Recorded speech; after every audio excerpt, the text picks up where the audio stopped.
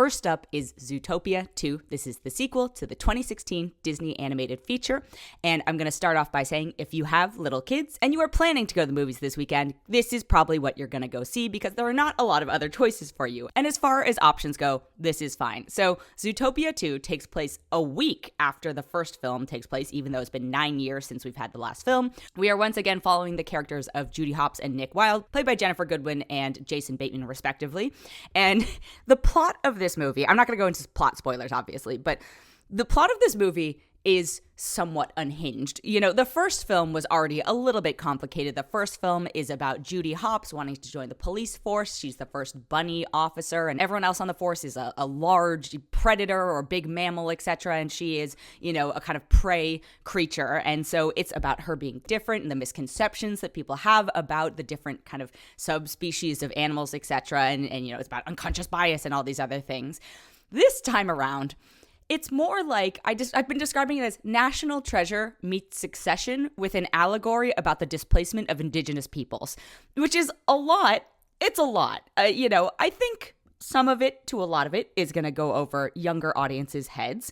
I think there are still plenty of kind of rudimentary level jokes and puns. I do love the puns that are going to make it accessible, but they jammed a lot of plot into this. They threw everything, including the kitchen sink, at it, and I don't know if that's a good thing necessarily, but you know, you hobble through it. It's under 2 hours. It is what it is. This time around, they are joined by Ke Huy Quan, who plays Gary the Snake. He is the first reptile we find in Zootopia, and there's a whole, again, plot about that. I won't go into it. These films, of course, have a massive voice cast. You got Fortune Feimster, Andy Samberg, David Strathairn, Shakira returns for a little bit. Don't get too excited. Idris Elba's back. Patrick Warburton's here. Quinta Brunson, Danny Trejo, Alan Tudyk, Nate Torrance, Bonnie Hunt, Jenny Slate, Macaulay Culkin, Brenda Song, Cecily Strong, Tommy Chong, Rowan Reigns and CM Punk, Jean Reno, Stephanie Beatriz. Like, I could keep going, but basically, it's a who's who of voice cast. Now, does everyone have a substantial part? No, because I just listed a bunch of people and I'm missing half the cast list of,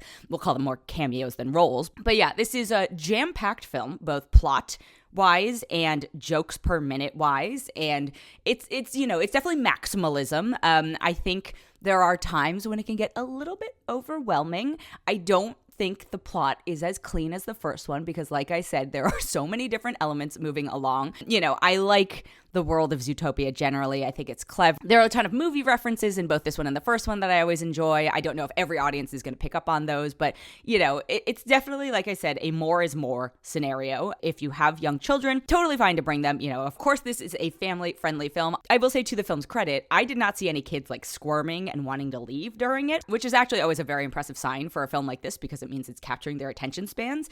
I got asked, how does this compare to the first one? And I went, I don't think I can compare them because they are so different. Now, could you hop into the world of Zootopia 2 without having seen one? Honestly, probably. They do a pretty decent job of expositioning where things are at, you know. And I think weirdly, because it only takes place a week later from the first one and the characters haven't had a ton of time to develop in between, it's kind of like if you can quickly pick up on what's been happening or, you know, again, like tell you very aggressively what's been happening, then you're fine to just kind of roll along with the second one. It doesn't ask you to remember. The only thing you really need to remember between it is the relationship between Nick and Judy going in. And again, they tell you in the first few minutes what's going on. So you don't need a refresher of the first one. And if for whatever reason you are choosing to see the second one without having seen the first one, you'll be fine. I don't know what the logic behind that would be, but you know, to each their own.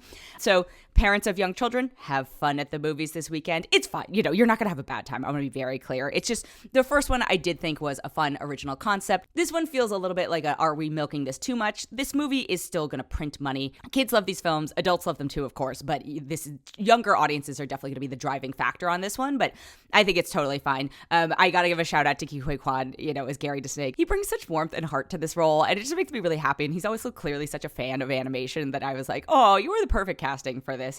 If you have young children, you'll be seeing this, and you'll have a fine time. If you are just a fan of animation and are planning to see this, you know, temper your expectations. It is not as original as the first one. Obviously, it's building off of it, and again, I think the plot is a bit overly complex for what the payoff ends up being, but overall, I'm going to give it a 3.8 out of 5. The other film I have this week is called Eternity. I saw this at TIFF this year, and while I have caveated every film I saw at TIFF by saying, look, I was pretty loopy when I saw most things there because I was seeing 4 to 5 films a day and getting almost no sleep, This one was definitely a standout for me. I really enjoyed it. So the premise is it is about basically a love triangle. Elizabeth Olsen plays a character called Joan. She has been in 2 marriages, one when she was very young to a character played by Callum Turner. He unfortunately passes away pretty early on, and so she then eventually remarries a character played by Miles Teller. In this world that they have set up, when you pass on, you go to this kind of like limbo-ish place in the afterlife, and then you get to choose how you want to spend your eternity. And there are different themes to each of the afterlives. You know, one of them is like cabin lakes, one of them's the beach. There are some incredibly funny and like hyper-specific themes to these eternities that like you either see in the background or presented up front that I was like, this is brilliant and I love this. But in this world, once you pick your eternity, you are there forever. Now, you can choose to go with someone. In this limbo holding space, you're allowed to wait around and, you know, wait for a companion to come by. And so